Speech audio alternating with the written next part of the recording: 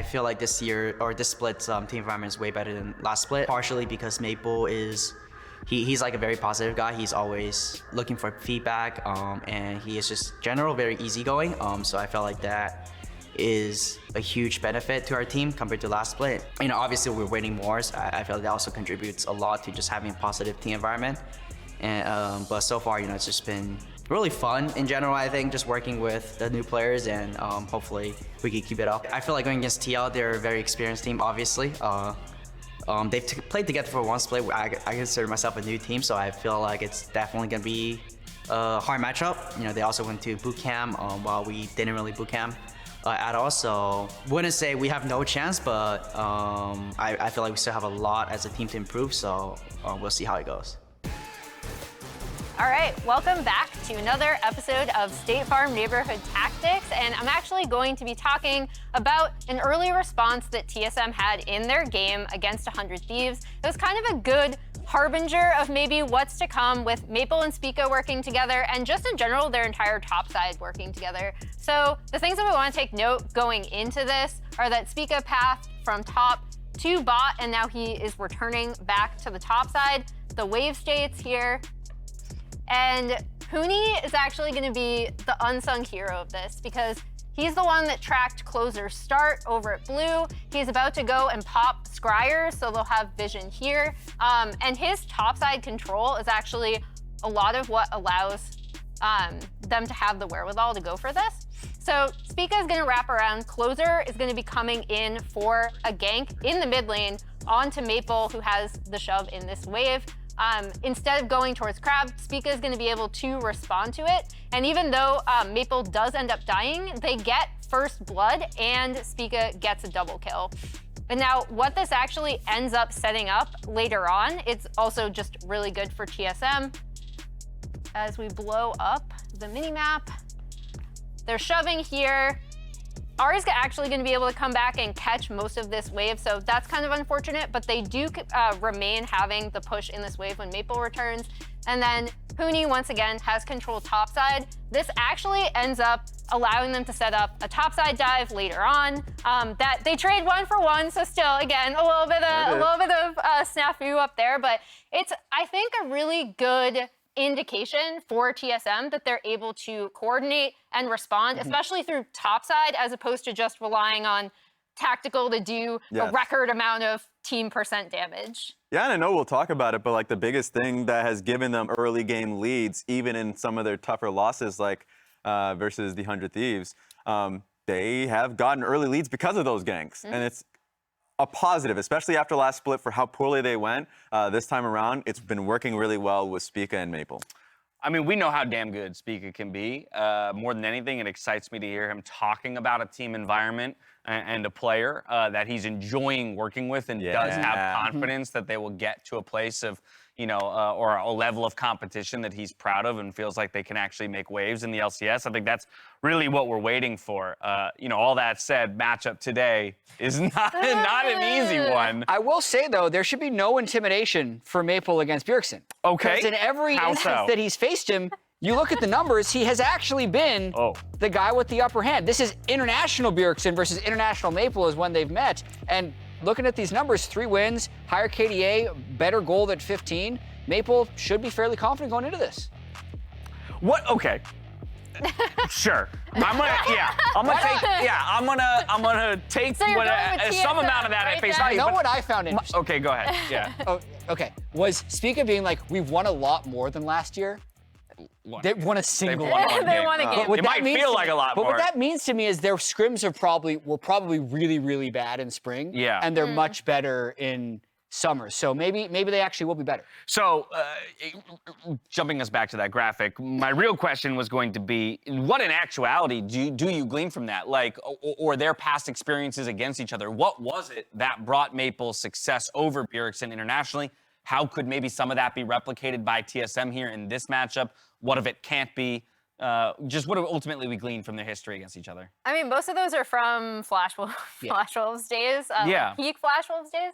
So I think the big thing here is that for the TL side, we've already talked about this. They're looking like the best team in the LCS right now due to how aggressive they are early. And yes, they are playing around bot lane, but Bjergsen's LeBlanc was like massive in their last game, right? Off of a bot side play where he got a double kill. So I think overall, TL are obviously the better team, and Bjergsen is on the better team going into this matchup. Yeah, and what makes TSM better is just the fact that they more clearly have better direction. TL.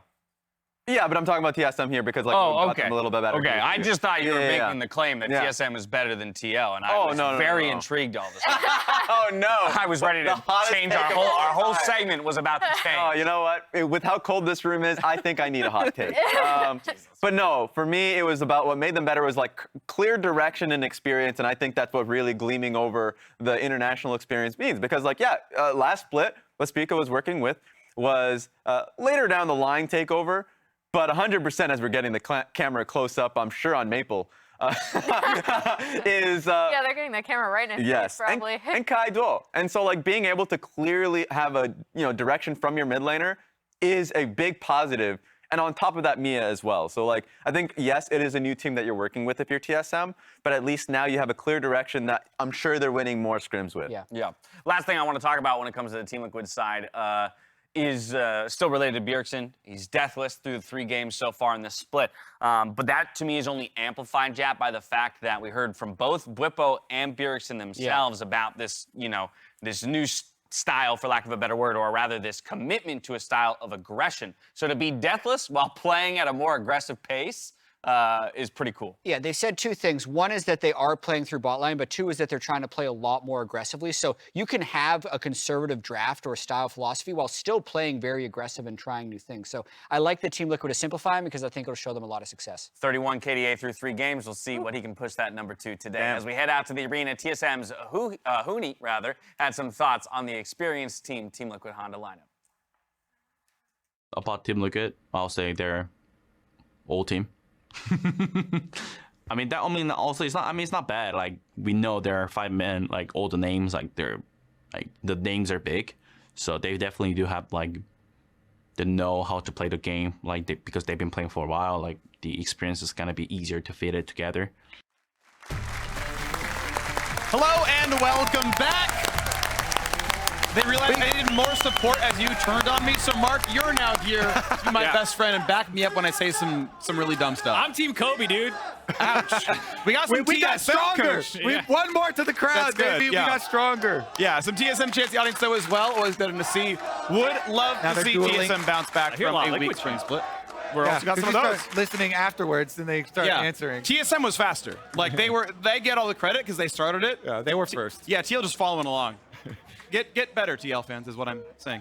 Yeah, cheer for Santorin now. Come on, like let's, All right, maybe the fans need a little bit of help, but the team itself is doing great. Oh, they're great. They'll catch up because Team Liquid has looked incredible so far in the summer split, 3-0, absolutely dominating as well. The Bjergsen 31 KDA. I love start of split KDA stats when a player hasn't died, especially like you remember those old days. I think it was Chovy got over 100. I'm looking to see how high he Bjergsen approached can it. get. Yeah, I think he got close. BDD had a close one. I think Chovy got over 100. Okay, so FLICKR is the unkillable Demon King. What type of unkillable mythic thing will we deem Bjergsen? The unkillable Grandpa ex-coach. No. I mean, I think you got to go like, some Norse mythology going on, right? Since he's Danish. I like that. Viking. I found out that my mom's side is like 98% Viking heritage also. So oh, wow. so you're 49% Viking. Yeah. That's incredible. So we'll go with like Odin or something. So Northman was your favorite movie of the last I haven't seen it. What the hell are you doing? I'm working my way. Easy for Ensa. Aren't they Finnish? Like wrong Nordic country, Like, I appreciate though. Like, I'm glad we got some CS:GO memes. Let's go. Let's go. Yeah. Celebrate. Yeah. Hoping we're gonna not have the trade bug this time around. Yeah, but, Mark was telling us. Go ahead, it's your story. Okay, so I was gonna say I have not had the trade bug yet, which probably means we're gonna get it now because I've acknowledged it. But I think I've played like 4 games without trade bug. That's good. That's impressive. All right, well, ex-TSM coach in draft versus TSM. Ooh. Let's see how it plays out. Focusing already, I'm assuming a bunch of AD carry bans. Draven already off the table. Yeah. Honestly, already seeing some targeted stuff here. Rumble, of course, is just for Huni. Rumble's actual solo queue win rate is in the dumpster right now. So this is so much respect just to Huni, or disrespect saying you don't have other threatening champions. That's exactly where I was about to go, because the one game that we've seen him on the Rumble thus far, it was not a particularly impressive game for the TSM. So I think it's one of those things where TL on red side just don't have other super high priority bans they want to throw at them. I think they also seem comfortable leaving a lot of AD carries up, because that's the other part of the meta right now, is you ban like 4 AD carries and take Ezreal or whatever's left over. And here, other than the Lucian Draven from the TSM side. So it's even more trash talk. It's like, Tactical, pfft, we kicked him for a reason. Your team's so bad, we don't even need to ban your like the good champs. I don't know. Yeah, it's weird trash talk. There's his ban for you, all right? So they respect Tactical.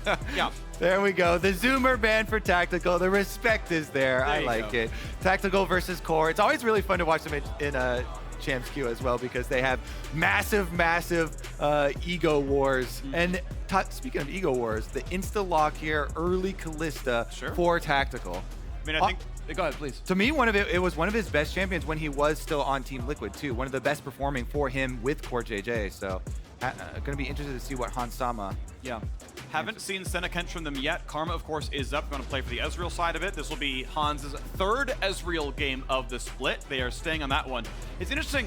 So when Sven was on after their game in game 1, he's saying, you know, Ezreal tends to actually work a lot better on stage, where you don't just hyper lose lane because people aren't as aggressive, and it's fine. You just scale up and it's no big deal. What's interesting, though, is throughout this split, Team Liquid have averaged 4 bot lane plate kills a game.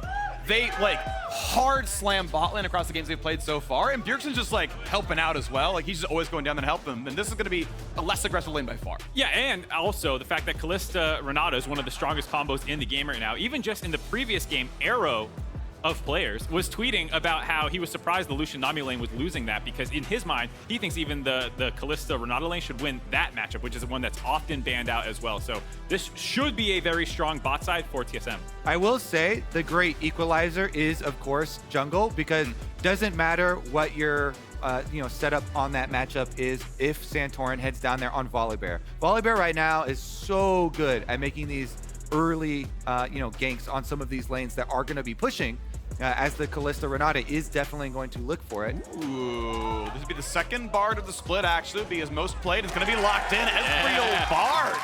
It's going to be the bot side for Team Liquid. CoreJJ Bard, baby. He makes it look so good. Plus, then we get the mini game of trying to track if they get Rift Herald and the lowered value of Rift Herald, because they have a denial opportunity there for Team Liquid on the side of TSM trying to focus on picking it up.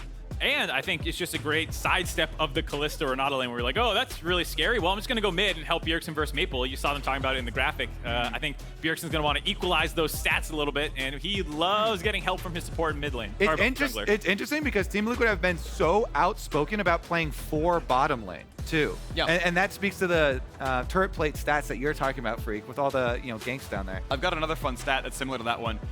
Total mid lane plates killed by TL across the split, 1. They've killed a turret plate in mid lane. They might gank for him, and that's fine. They get him some pressure, but they don't go for mid lane. It is all about that bot lane, about crushing it down. I'm just guessing 0.3 plates a game is just the lowest in the LCS. I haven't checked anywhere else, but TSM's triple that. The funny thing is, when we talk about all this bot lane domination, CoreJJ is also the lowest in duo procs in the league right now. It's small sample size, 3 games, but that previous bar game and whatnot, he's still staying on the map active, and it's one of the things that's been characteristic of him and Team Liquid is we slam lane and then roam, not like totally sack priority to make it happen. Speaking of the roamers, the Twisted Fate already banned out. Corki joins the rest of these mid lane bans. 4 mids. Huge focus here. Not available, by the way. Yeah. Velvet's enabled next week when we are on 12.12. I think she should get play as well, by the way. If the LCS junglers have actually dedicated some of their time to it, very good scaling champion. Gonna see the Stingray slaps coming in. If you're going to be scaling, she's a very good champion. The early game, definitely not so much. What they're going to do for top lane. We'll have to be blind picked here by the TSM side. And respect what the counters might be. Zoe is going to be the Azir answer, but still, Huni's going to need to blind pick his top laner. Yeah, you always kind of want range poke damage into Azir. Vel'Koz, Xerath, those are other good answers, which, by the way, did also get bust. But Zoe is the pro play favorite. So we'll see if they can actually get that mid lane unlocked early, because Zoe also can set up those objectives really well if you're able to get some mid prow and vision around. Yeah, the prio right now is pretty heavily in TSM's favor, assuming bot lane matchup goes like how we're expecting. Zoe as a counter pick into Azir has usually been able to get the advantage early on. Bwipo throws it down instantly. Love it. Bwipo again with the Olaf. Top Olaf did receive some nerfs, but he did not shy away from it. Bwipo is just plugging ahead. Yep, 22 unique champions in the year. Has, of course, repeated the Olaf now for the second time this split, but has the largest champion ocean in the LCS just for any player. He's just, played practically the entire roster at this point across his year. But yes, gonna look for some pretty heavy aggression out of the Olaf top side. Bash Brothers duo with Volibear coming through as well. A lot of early pressure with an Ezreal and Azir to back up the end. Yeah, it's such a good top jungle 2v2 if Volibear and Olaf. You close the distance so quickly, Gnar has no chance at all. He gets steamrolled.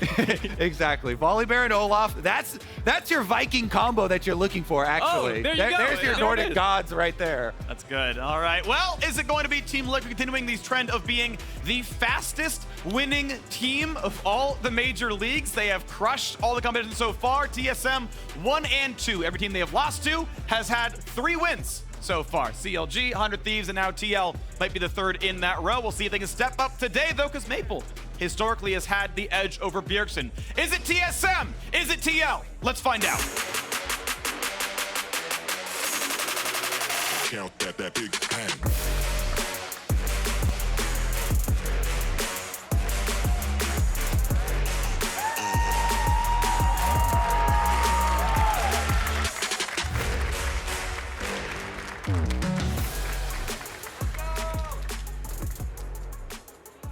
I do want to mention that Bjergsen was on TSM for those Maple wins over him, and now Maple is the one on TSM, not on Flash Wolves anymore, so might be a little bit of issue with the data. When Maple's involved, TSM are 2 and 3. That would be an improvement over the current, so maybe it gets a bit better.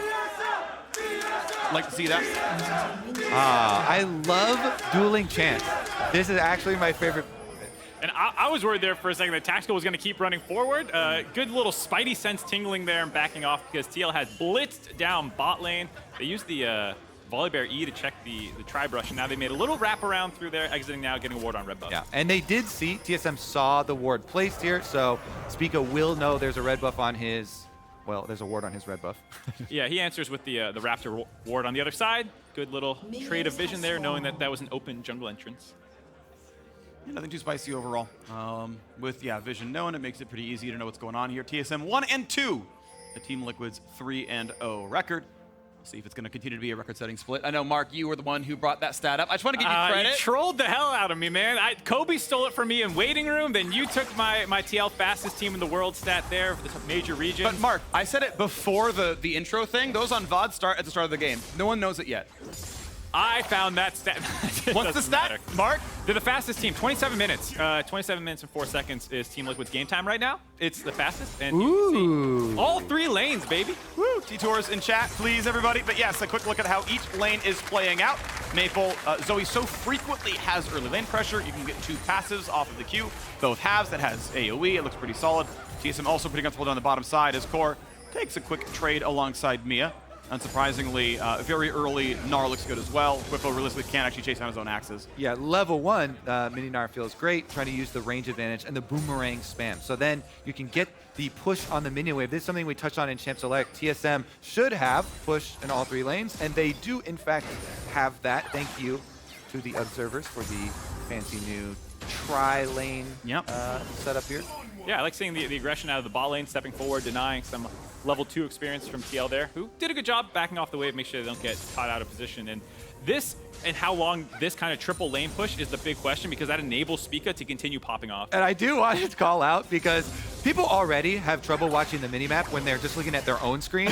So we're helping. Don't ignore the junglers, which have both started top quadrants and cleared towards the bottom side, towards that aggressive, Kalista, Renata matchup that is pushing ahead there. And just now we'll have the finish up on the full clear there from Spica on bottom after Raptors. Meanwhile, Santorin did skip his Krugs, so heads back to the top side to link up with Volibear, who again, with Ghost, especially the Olaf Volibear, is incredibly oppressive. It's interesting, both junglers going for top scuttle here, with the lane pressure from mostly TSM, but that was really well comboed. Smite takes up the shield, E lands, chomp, it's mine, thank you very much. He's waiting. Scuttle. Yeah, Spica's gonna wrap around. Look at the start. Oh, it doesn't sidestep into the bubble. That means Bjergsen gets away completely free. Tries to play the mind game, but Bjergsen just walks in a straight line. I really like this kind of punch, counter punch move here. I think Santorin knows he's going to be a down priority in all of his lanes, so he wants to go up to the top side where he doesn't think Spica's going to be ending his clear, but at the same time, Spica wants to go up there, meet him there to try and get a fight in their favor because they have these priority lanes.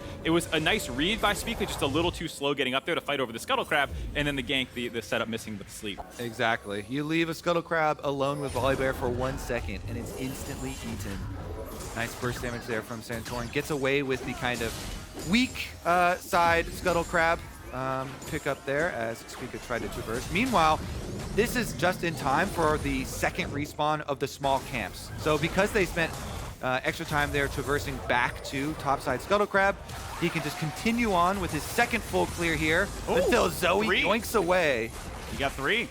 24 gold stolen, bit of XP there as well. Hansama getting some hits, has to flash away. Handshake, still good into CoreJJ. He's ignited, exhaust is well timed. And CoreJJ's tactical. Cleanse, flash, rend. The mechanics are there, and Tactical finds first blood. Hello to my old lane partner. Tactical says, CoreJJ, you shouldn't have let me go.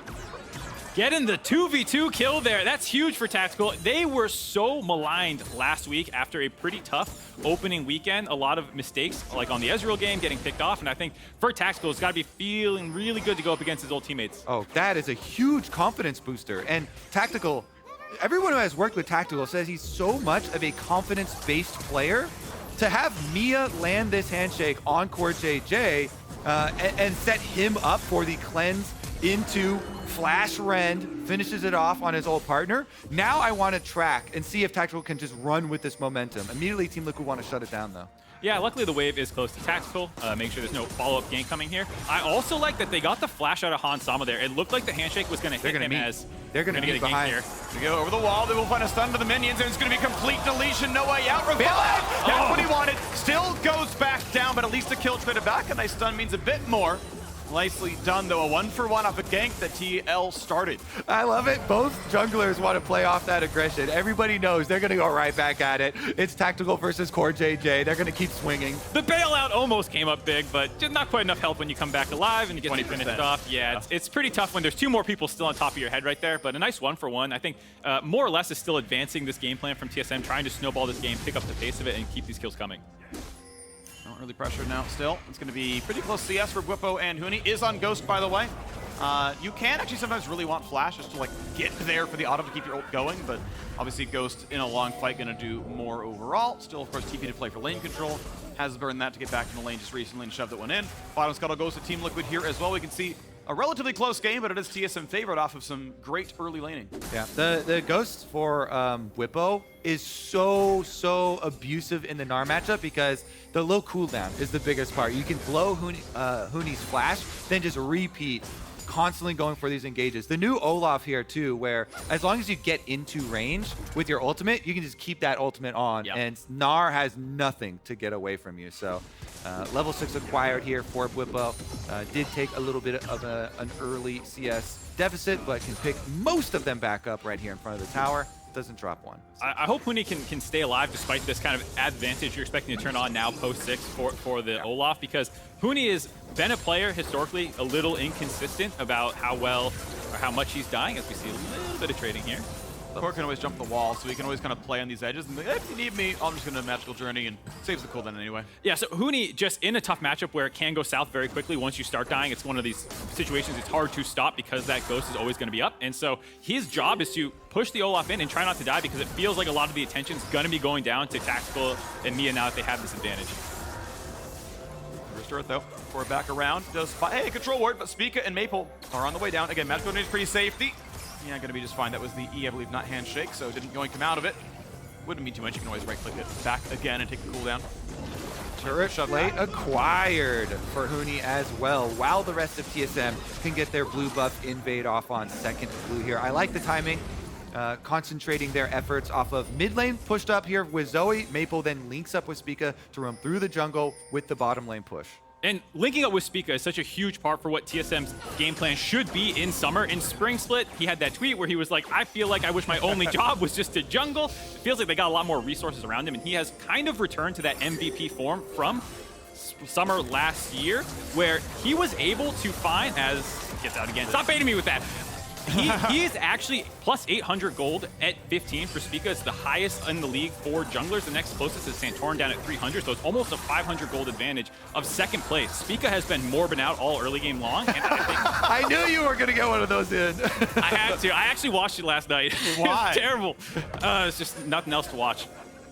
Have you heard of players on Paramount Plus? I've already watched all 5 episodes, waiting on 6. All right, we got the mid roam from CoreJJ. You guys were talking about his roaming stats from the support role, especially on Bard here. Santorin, though, just wrapping around up to the top side. Maybe they even try and focus on the Volibear Olaf play or Rift Herald play that we've been trying to set up for them in the top triangle for Team Liquid. Bwipo here with the early pickaxe does have some extra damage to work with, and Huni is freshly mini. Yep.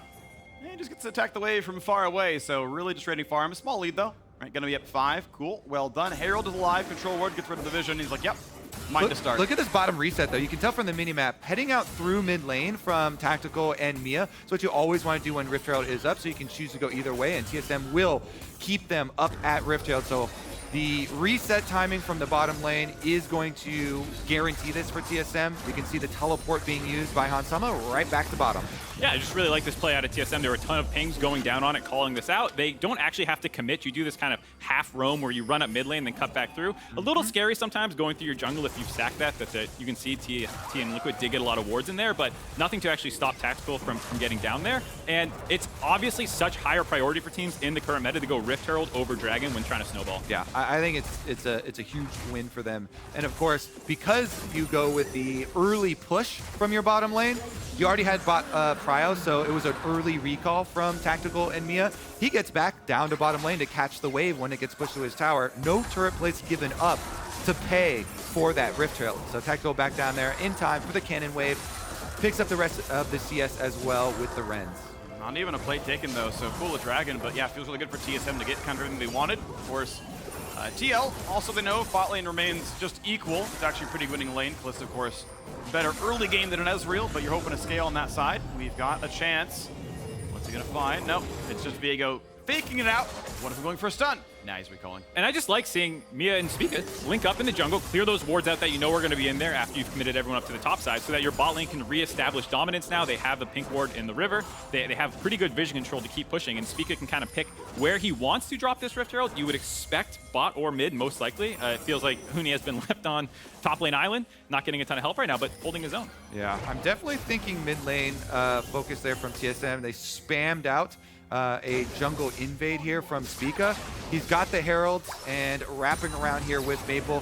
Not too much early damage, but Red Smite goes in for the extra little bit of auto too for the burn. Trying to poke away at him, whittle him down. Spica though, blast cones up to top side. They're actually going to focus on Bwipo, and they have the execution damage with the ultimate. Could look really good. There we go, ulti pop, not going to be stunned up. Goes for a bit more damage, but just running for his life. Goes to Zon, they wouldn't even go for more, because Bjergsen was on the TP, and they would have lost more if they stuck around. So Bwipo bought enough time to bring in teammates, but Tactical, first run is slow. Arcane Shift gets them safety. I'm so surprised actually that Spica didn't flash to get another Q or auto to finish off the kill onto Bwipo. Guess he thought he couldn't have it. And the teleport was coming in. It was imminent response for defense. They didn't want to get too risky, but man, it looks so close, like one more for the flash to finish it off.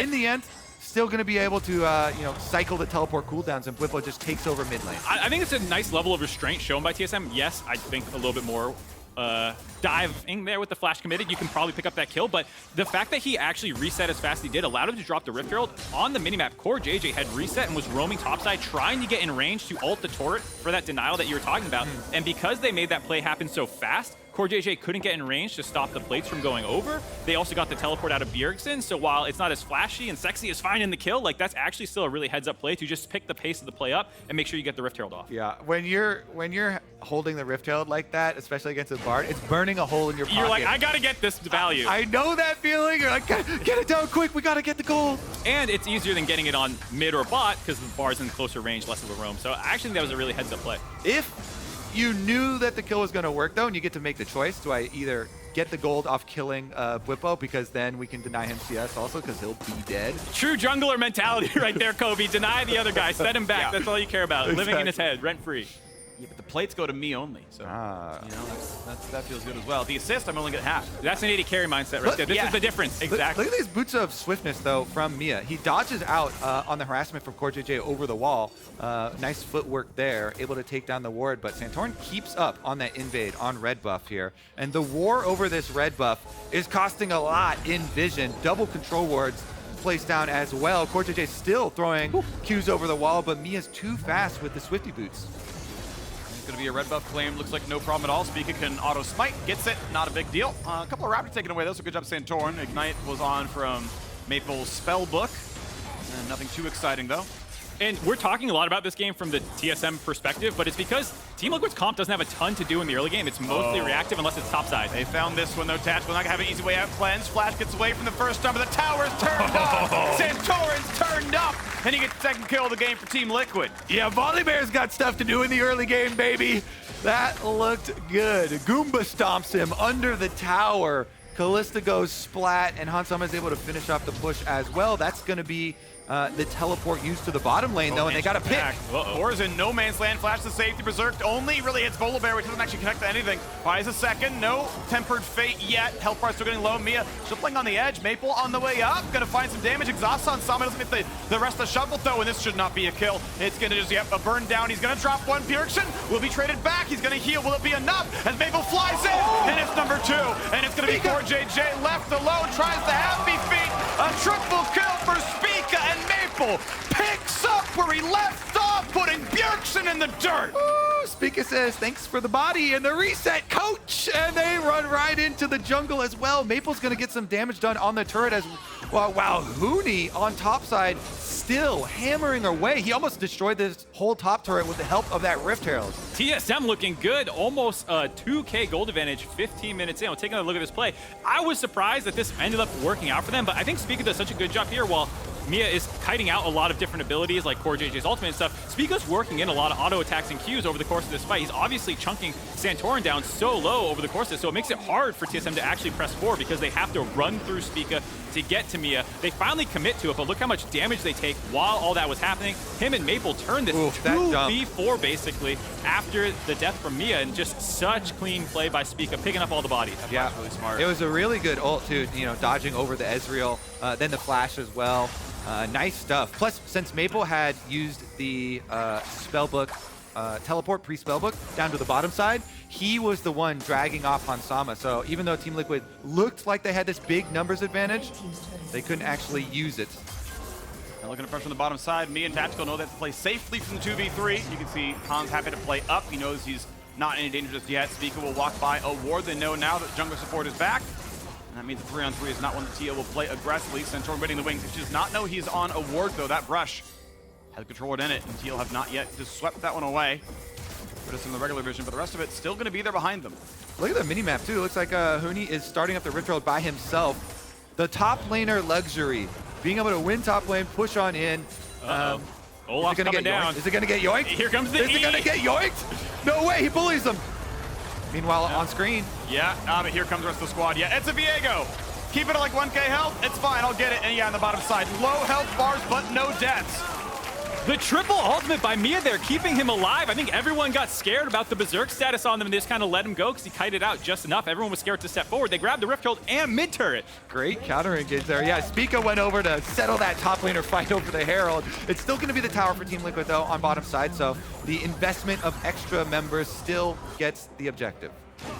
We're 17 minutes in, and TSM are up 2,500 gold. This is the best anyone has looked against Team Liquid all split long. And it's come off the back of early game king Spica's jungle domination again. He was individually up 900 gold over Santorin at the 15-minute mark. He is just continuing to run over teams in the early game. But the question is, how well can they keep this up? Because it was a similar story against 100 Thieves in their opening game this split. They had up to a 5,000 gold advantage. Yeah. I want to see the improvements from TSM from here if they can actually keep this pace up and start controlling these objectives. Yeah, it was all about that river fight, the triple kill for Spica.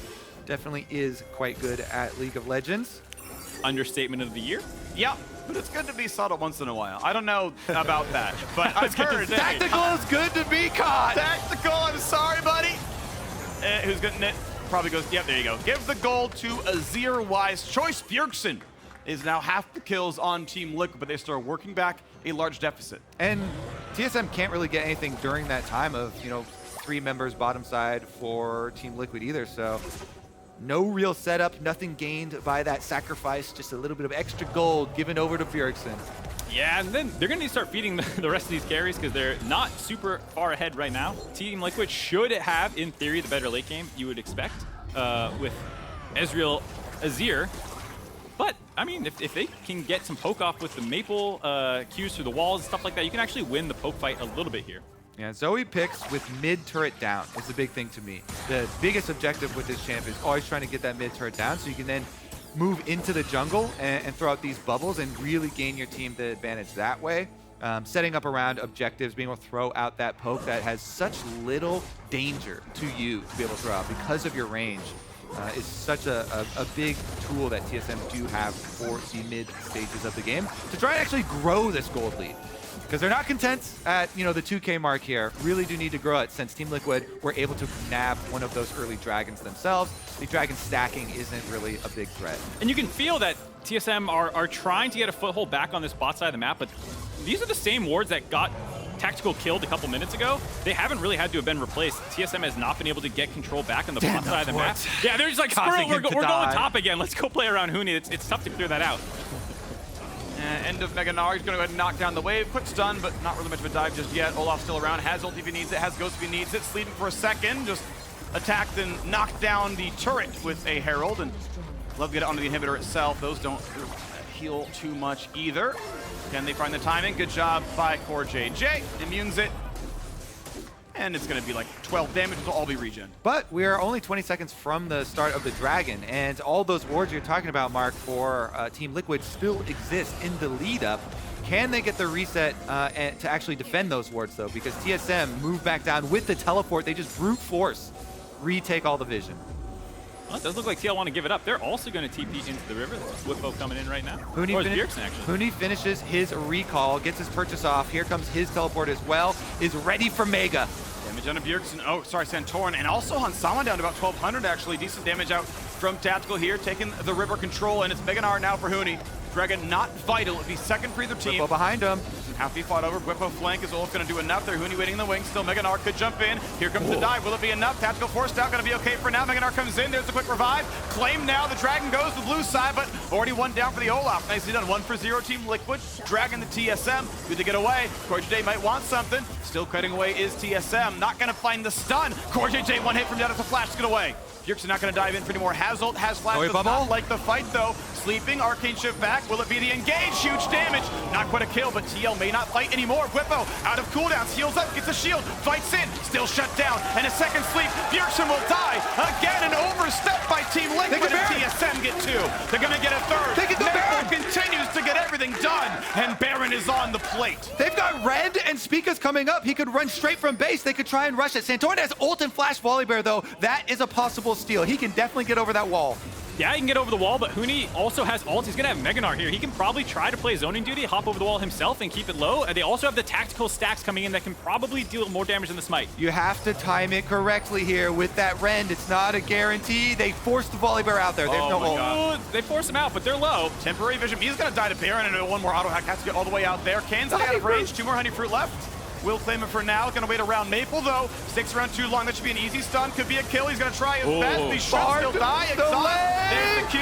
but this should be an easy smite rend, and it's going to be claimed. Another one comes across, though. 2 kills, Renata Glasc finally dies, and it's Spica fighting for his life, but he will drop as well. 3, oh my gosh, your kid, he's got to die. He's dead. Okay, yeah. 3 dead on TSM. That actually pays for the Baron itself, kind of the assist. The question is, what now happens as the respawn timers tick? So overall in that team fight, I think it's a 3 for 4 in Team Liquid's favor. Spica died twice in that entire sequence there, but you end up with the Baron, and now you can actually use that to start pushing down some turrets. But you're going to lose the turrets while you're dead. So Team Liquid, their pushing power and their turret killing doesn't come from the Baron buff. It comes from winning the team fight. They get the outers down. That's going to be 2 turrets for the team that did not get Baron. That is already a negative Baron power play from TSM. This is going to look so funny on the post-game goal graph, where it's just up and down for the last 2 minutes, where TSM win a fight, then they get the Baron, but then they die, and then they're going to have pushing power after losing these turrets. I wonder if, in the end, it will be worth it for their comp. I mean, it's kind of hard to answer right now. This is what peak pushing power comes from. And it's Baron on 1 champion. 2! Yeah, I know. It's actually 2. It is. Remember Zoe and the massive work that Maple did with the poke at this dragon fight? They can try and recreate that when they push here with Baron. Bottom outer should go down. Huni's going to be able to finish that one up. Quick smite in the ground, walking away. Team Liquid know they're going to try to defend some sparse Baron waves. Huni shoving in on the bottom side.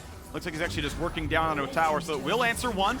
Walking back to that gold deficit somewhat, but Bjergsen's still unanswered on this side of the map. Again, not Baron, just soldiers up for move speed and E to safety if needed, just wailing down that structure. And this is one of the problems when you don't have everyone on your team with Baron buff. You don't necessarily have the 3 winning lanes easily of pushing power where you can send someone there, push Bjergsen out of lane. Can he get out, though? Go. Can he get out? Spot. Tactical is on his heels. He's out. I don't think Maple can stop him in time. No way the sleep would land at this point. So well done, Bjergsen. 2 solo push turrets, a bunch of CS, and okay, TP's down, but that's worth it. A minute left on Baron. You can see the gold power play is still in Team Liquid's favor, and the gold lead is about what it was before that dragon fight. So after all of that craziness, we are basically in the same spot as before, just 5 minutes later. I love that kind of veteran shot calling when you're in this situation. Team Liquid trying to push on the other side of the map completely negated the Baron push that TSM were trying to get out. The value there is it just goes into the dirt, and Bjergsen commits to it. Hate to keep on bringing up the coaching memes, but there you go. Are they call, memes coach. if they're true? Can memes be true? I don't know. Absolutely. I think. Oh, sorry. Go ahead. No. Not worth it. Not worth going down that rabbit hole. That never stops me, Kobe. I think just enjoy it. Fair enough. All right, well, let's see if Team Liquid can get their 1-3-1 to actually get some map control. Currently, they've got Bwipo split pushing on top side, and he does have Unleash teleport ready if the full engagement comes. Plenty of time that Team Liquid could buy with the sweep from Azir, and they're actually going to go for the pincer movement here. All right, well, bit of damage towards Bwipo right now. 25 seconds till Dragon comes up. He's popping the ulti. He's trying to get himself away. Ren for a second, and it will find 1, keeping the rest of the team alive. Mia's still there. Whoa. And now Spica might be the better Olaf, but dive forward, looking for the engage. And Hansama's going to drop as well. 2-0. Bwipo picked the fight. He could not win. And TSM looking for their second now, as it's only 3 alive. Santorin low, and TSM looking to end the game. What are you doing, Team Liquid? Oh my goodness. Bwipo tries to go in by himself. Then the rest of the team are stuck hitting themselves in Renata ult. Mia had such an insane ult there. It looked like he was aiming it just at Bwipo, but it ended up sniping the entire rest of the Team Liquid team, locking them up, making them hit each other, and just sending up TSM to run through that team fight, grab the dragon off the back of it, grab an inhibitor, and just leapfrog into complete control of this game. All right, I know Spica is the star, and he deserves it, but big honors to Mia. This whole game, he has just monstered it. Huni looks like he's going to be able to get away initially. It is a Bard chase. Those can go on kind of long. Kind of close to the TSM base, though. I hope they call it off. To your point, he's got 100% kill participation right now with Mia. Like, this is such an insane ult. I think a lot of people were tunnel vision, myself included, on Bwipo here. He thinks he's going to die. You think that's just ult and ult there to stop that, but it's actually for the rest of the team to help out Huni, who had gotten jumped on, locks everyone in place. Yeah, the speed is very low for that spell, but the range is long. And Hansama had just arcane shifted into it as well. Mia had multiple very big Renata ults. Remember the one on bottom side as well? That one didn't kill anyone. It just saved lives. Yeah. Mia's been saving lives for TSM this whole game. Taking some from Team Liquid, so well done to that one. 4 minutes to go, of course. Third Drake for TSM was claimed. They are on Ocean Soul Point. We'll have to wait for when that one happened. Under a minute, though, till Baron comes back up. That was a bit bittersweet for TSM, but they've remained in control. FT's got advantage of 5,000. Now looking to keep this one going, holding on to control for quite a bit longer. We have crested beyond the average game time of TL, but also not likely to be a victory at this point. TSM did way better without the Baron than they did with the Baron. That's all Baron's a trap. That's what the data says. We've got a new Baron coming up in 27 seconds. They might want this fight. Here comes the Berserk on a 3. It was an R flash to set the team up, and that means they've shut down Hansama. Mia set it up, and it's the rest of the team finding the kills. CoreJJ is going to be a freebie. Bwipo going to fight for his life, and it's not going to last long enough. 3-0. Engaged from the Enchanter. 14-8. The TSM chants resound, and you will not keep TSM down for 4 splits in a row. They will come back in. They will kill another ex-TSM member. They literally win the game. Who needs Baron, Mark? Don't go for it anymore. Don't go for it because you got Mia on your team. That flash ult pullback by Tactical re-engage was absolutely disgusting, and it's going to hand Team Liquid their first loss of summer. TSM signs of life. It's looking beautiful. Bjergsen will fight as hard as he can. He'll trade one back. CoreJJ will try, but the Nexus is going to burst, and TSM crush Team Liquid.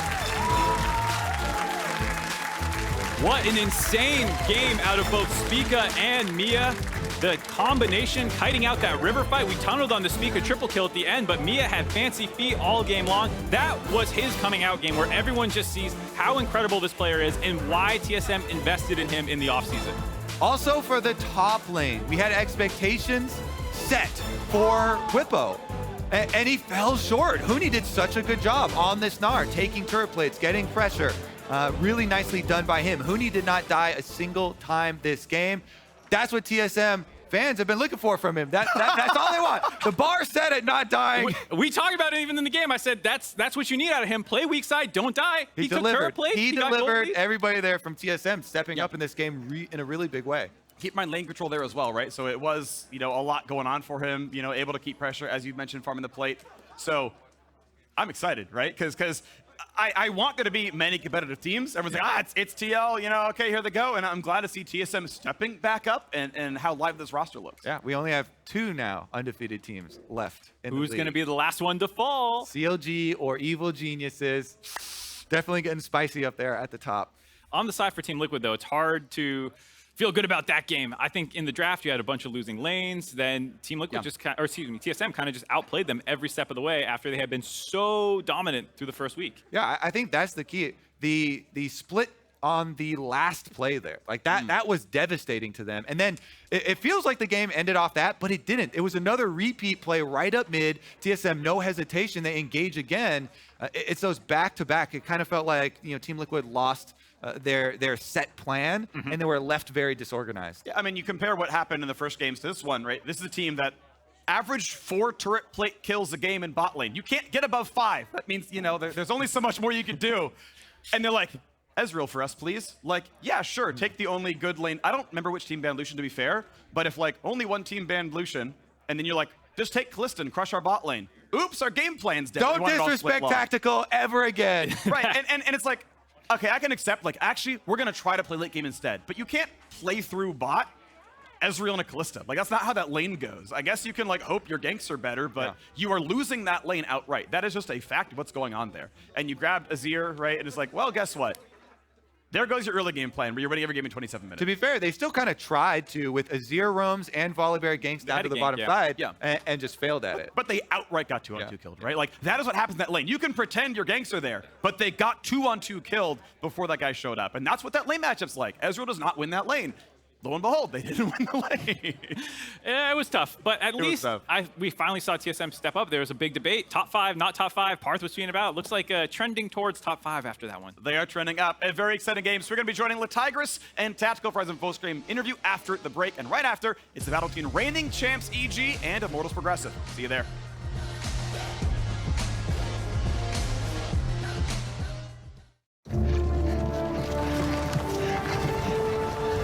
I call it the wheel. I don't think so. This is a miss. Brother David, behold! It's a fork! I got 10 forks right here, baby! A toilet? We're not animals. We go outside like humans. Hancock. No king! The people shall have the right to vote. Even the stupid ones? Edison, can I be honest with you? It stinks. Nobody's gone to the moon, ever. Why not? It's far, it's too far, it's far.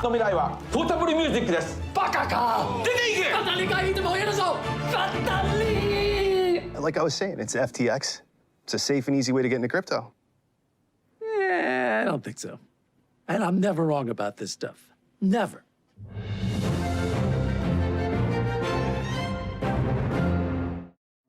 This is a league built on speed and precision, where everything needs to perform at a pro level, especially your hardware. They blocked the road. They want to complete the final piece of the puzzle. They don't have enough damage for it, but who cares? It's all a formality, baby. The winner of LCS Lock-In. Even if you're hard stuck plat, like me, forever. Roccat, the official mouse and keyboard of the LCS.